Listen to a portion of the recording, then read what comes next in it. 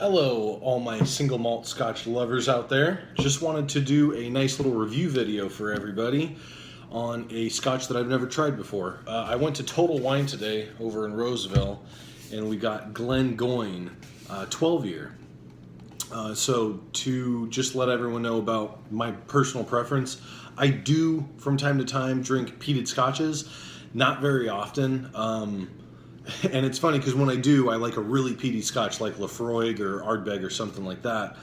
But just for your typical everyday, like you're gonna have a nightcap a couple times a week or a couple times a night. I tend to like unpeated Scotches more. This one is unpeated, and I was kind of sold on this one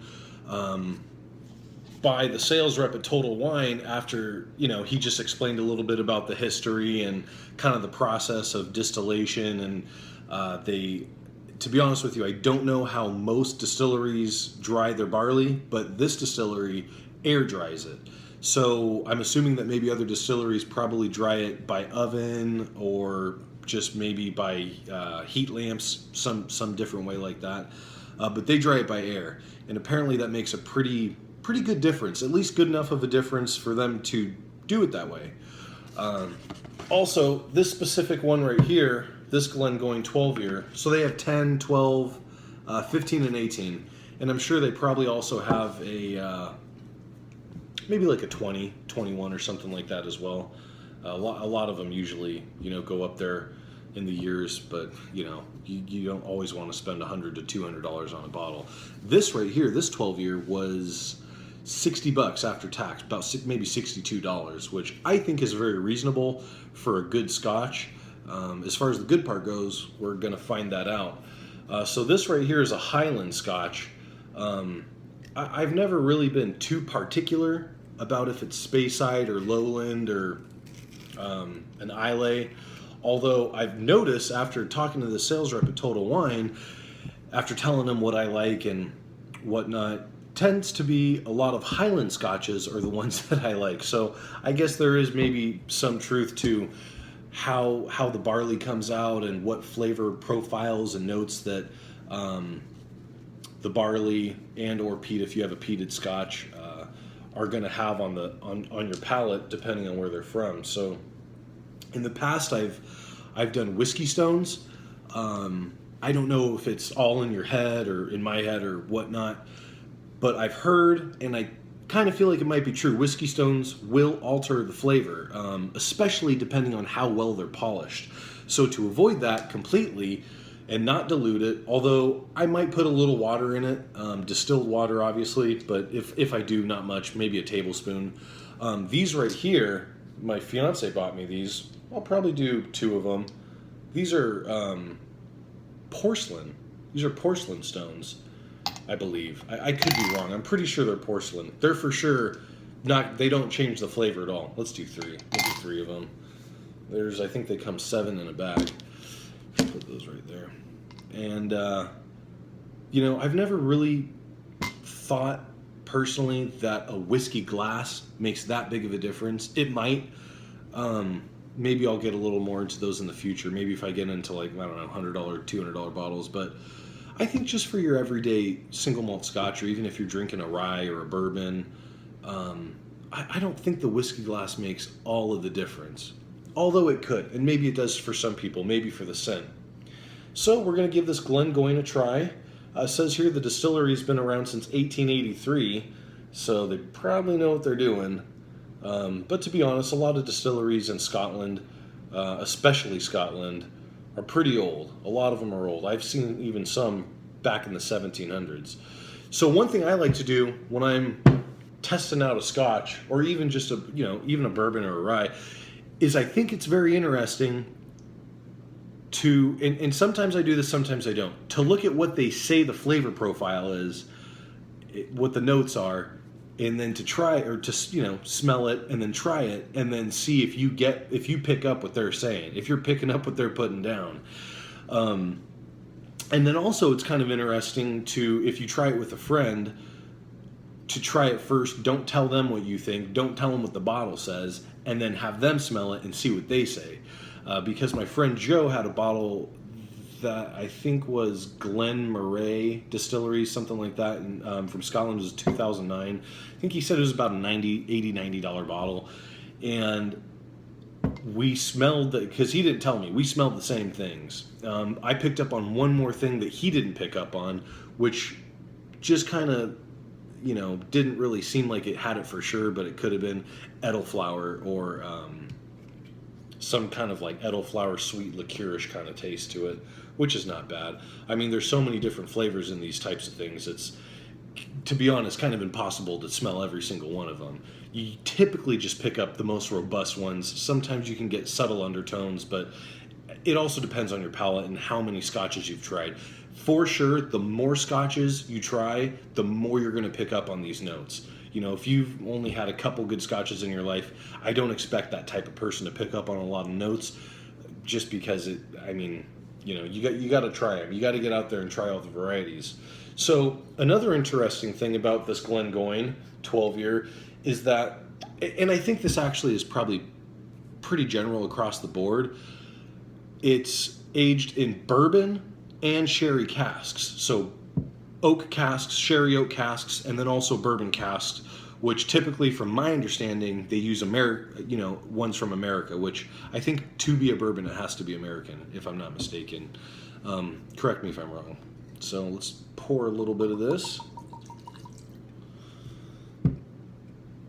Also, I don't know if this makes a huge difference. Let me know in the comments if you guys think so, but I always store my scotches back in where they came from, or I'll keep them in a dark place.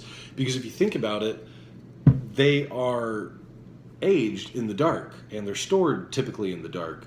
So you don't typically want them to get a whole lot of sunlight. I mean, if it gets a little ambient light from your room, I don't think it's a huge deal, but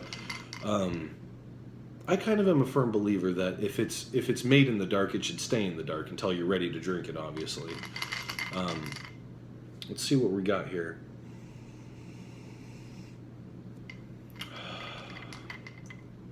So just right off the bat, floral. I'm getting floral.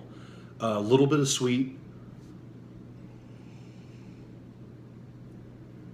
If I was going to have to pinpoint the sweetness, I would say a honey type of sweetness.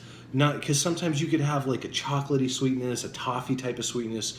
I've heard a lot of people say caramely sweetness, but this is a honey, almost like a honeydew melon type of sweetness to it, but definitely honey forward on the scent.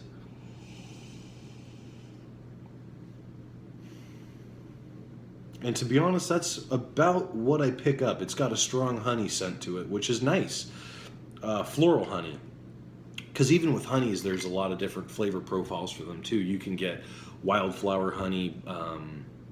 You can get different flowered honeys, depending on, where the honey is harvested from, what flower or what plant it's harvested from.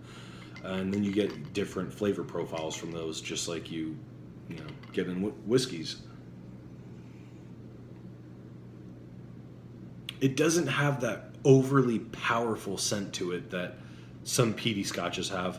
This, not having peat, doesn't have it. Although I've had some single malts that are unpeated that you can kind of still get that smokiness. This doesn't really have that smokiness to the smell, which I like. I mean, it's like that smokiness kind of can be overpowering.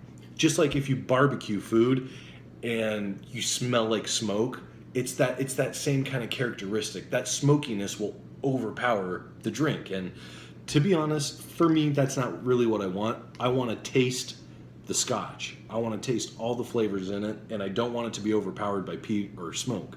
So let's see how this tastes.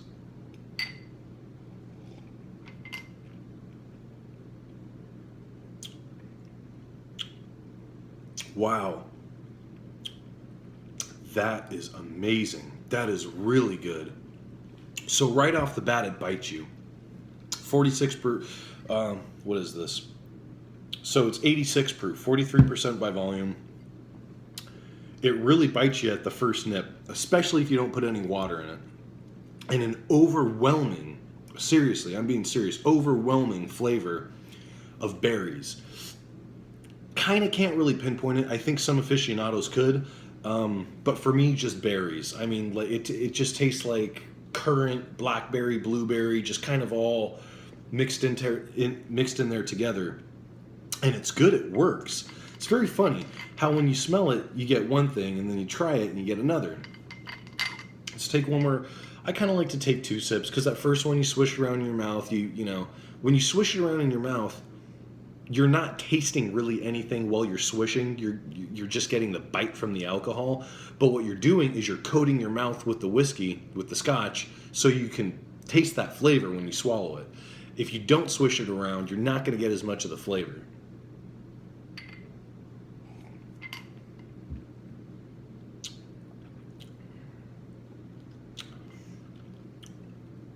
Yeah, I'm definitely getting that dark berry. So the smell is a honeydew melon, sorry, honeydew melon. And the taste is dark berry. And it's smooth. After that bite leaves, it's smooth. I've noticed with some stronger cask strength whiskeys and scotches and bourbons and ryes, that bite will stick around with you for a minute. The bite on this, as soon as you swallow it, the bite goes away. You know, to be honest with you, I don't even really think this needs any water or ice cubes in it. That's why I love these porcelain cubes, because they don't dilute it and it doesn't change the flavor. And if you want to add water, you can add water. So let's see what this says as far as the flavor profile goes. It says here lemons, so I'm a little off, or they're a little off, one of us. Lemon zest, toffee, apples, scent of coconut. I did not pick up any coconut at all. I could see how the toffee comes through though because of that sweetness. So the oak casks help create a paradise of flavors and rich golden color. And as far as that color goes, that is a really beautiful amber. It's a beautiful amber color. I don't know if that's the natural color. I'm assuming that it is, but I know that I've noticed on certain single malt scotches, it'll say on there, aside from different things like cask strength, it'll say natural color is occurring. Like specifically, it'll say that. And I've heard that a lot of them are natural color. Oh, actually, you know what? I did find it. Natural color. What do you know? So natural color from thyme and oak casks alone. So I guess that means that's the only place that the color comes from. No color is added, or no other ingredients are added to give it that color, or ingredients altered, for that matter. Taste of Scotland's slowest distillation process. Air-dried barley, never peat. So these guys, they don't ever do peat. Air-dried barley, that's something they want you to know because it's right here on the front of the label. And maybe air-drying the barley has a lot to do with how that bite doesn't stick around too long. That could be something to do with it. Anyways, I really recommend this. I like this. I'm going to be doing a couple nightcaps a week with this one, sharing it with some friends, having a good cigar, and well, playing some poker too or something. You never know. So Glengoyne, go out, get a bottle of this Glengoyne. $60 for the 12-year. You want to get the 15-year, I think it was $80. Yeah, it was $80. It wasn't that much more. The sales rep at Total Wine, he wasn't too excited about the 18-year. Obviously, he said it was obviously good, but the $20 in price difference, if you really want it, get it. If you can afford it, it's not a big deal, get it. But it's not, like the 15-year doesn't blow it out of the water. But when you jump up to the 18s and the 20s and the 22s, what have you, that's where you really start to notice a difference. Really in the maturing process, I think. The flavor profile may change a little bit, smoothness, subtly. But mainly when you're up in the 10, 12 years, you're still going to get that good quality Scotch that you would expect, because 10 years is a pretty good amount of time to age any whiskey, really. It's not until you get up into I think personally, the 18 to 20 year range where it makes that big of a difference. The only reason I didn't get the 10 is because he didn't really even bring it up. He said he went straight for the 12 because he's tried it, he likes it. He's tried the 15, doesn't think it's really necessary. So anyways, Glengoyne, keep it in the bottle, keep it dark, and thank you guys for listening in.